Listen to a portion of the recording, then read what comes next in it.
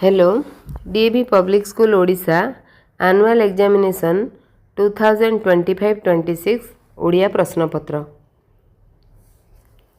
एही प्रश्नपत्र रे पठन लिखन व्याकरण और साहित्य अनुसार चारि भागरे विभक्त करा जायछि। प्रथम पठन अनुच्छेदटी अछि, ता भीतर किछि प्रश्न, ख विभाग रे दरखास्त किंबा पत्र लिखन, ग विभाग रे व्याकरण एवं घ विभाग अनुशीलनी मध्यरु साहित्य बहिर प्रश्न उत्तर एवं व्याकरण रहिछि। शेष प्रश्न 14 नंबर प्रश्नटी रे मूल्यभित्तिक प्रश्न दिया जायछि, ता दुईटी मध्यरु जेकोनोसी गोटिए करिबाको हेबो। प्रश्न नंबर 1 र क समग्र जीवजगत पाई गछ तार जीवन को उत्सर्ग कर दिए। 2 नंबर प्रश्न हैला 1 नंबर रो ख प्रश्न, गछ आमको कौन देई आम जीवन शैली को सहज और सुगम करिथाए। गछ आमको फूल फल काठ छाई और अम्लजान आदि जोगाई आम जीवन शैली को सहज और सुगम करिथाए। 1 नंबर ग प्रश्न, पूर्व कालर उदारमना लोक माने गछ लगाई कौन अनुभव करुथिले। उत्तर, पूर्व कालर उदारमना लोक माने गछ लगाई उभय शांति और आनंद अनुभव करुथिले। घ नंबर प्रश्न, आज जाए लोकमानंक मध्यरे कौन बलवत्तर होई रहिछि। उत्तर, गछ लगाइले अशेष पुण्य साधन हुए बोली लोकमानंक मध्यरे रहिथिबा धारणा आज जाए बलवत्तर रहिछि। उ नंबर प्रश्न, आम पुराण शास्त्र रे काहाकू देवतार आसन दिया जाई जस गान करा जाइछि। उत्तर, आम पुराण शास्त्र रे गछ को वृक्ष देवतार आसन दिया जाई एहार जसगान करा जाइछि। 3 नंबर प्रश्न रे बंधनी मध्यरु सठिक विपरीत शब्द बाछि लेख। संतोषर विपरीत असंतोष, आदरर विपरीत अनादर, बृहत्तर विपरीत क्षुद्र। 4 नंबर गद्य रूप लेख। रकतरु रक्त, जन्मरु जन्म, सरबेरु सर्बे। काम को बुझाउथिबा शब्द लेख। जे मधु पान करे से मधुप, जे पादरे पिए से पादप, जे मद्य पान करे से मद्यप।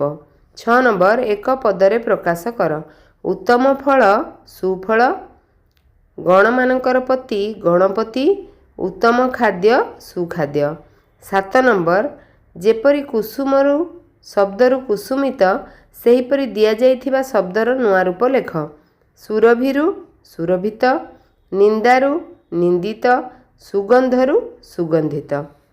घ विभाग बंधनी मध्यरु ठीक उत्तर बाछि शून्यस्थान पूरण कर। सारा विश्व हिते मधु संचिसिए, मोर अछि एतिकी धन, राजार अछि केते, टिकी गछटिए बटद्रुम होई मेली देई अछि विशाल काया। 8 नंबर क र उत्तर विश्व, ख र उत्तर धन, ग र उत्तर गछ। 9 नंबर दिया जाइथिबा शब्दर अर्थ लेख। सफेदर अर्थ धला, चिरदिनर अर्थ सबुदिन, तनुर अर्थ शरीर। 10 नंबर वाक्य गठन कर। दया, दुखी को दया करिबा उचित। विद्या बुद्धि, गणेश विद्या बुद्धिर देवता अटंती। आतंक, आजिकाली सहर रे चोरों आतंक बढ़िछि। एहा व्यतीत अन्यान्य वाक्य निज मनरु मध्य करा जाई पारे। 11 नंबर प्रश्न, क स्तंभ सहित ख स्तंभ को जोग कर। झरणा, उत्तर हैला निरीमाखी गिरी तटिनी। महुमाछी मधुर स्वर रे गीत गाए। टिकी फूल सुरभित करी हसाउ थाए। धूली कणा, बटद्रुम मेली देई अछि विशाल काया। 12 नंबर प्रश्नर क रे दिया जाइछि, गात भितरु बाहरी आसिला गोटिए गुंडुची मूषा। एई वाक्यटी भूल। बुदा भितरु बाहरी आसिला गोटिए गुंडुची मूषा। ख नंबर 1887 मसीह सारंगधर दास जन्मग्रहण करथिले। वाक्यटी संपूर्ण ठीक। ग नंबर बाघ कहिला मते छाड़ी दियो मु पारिबिनी। एहा कजलपाती कहिथिला मते छाड़ी दियो मु पारिबिनी। तेणु ग नंबर रो वाक्य रे भूल चिन्ह दिया जिवो।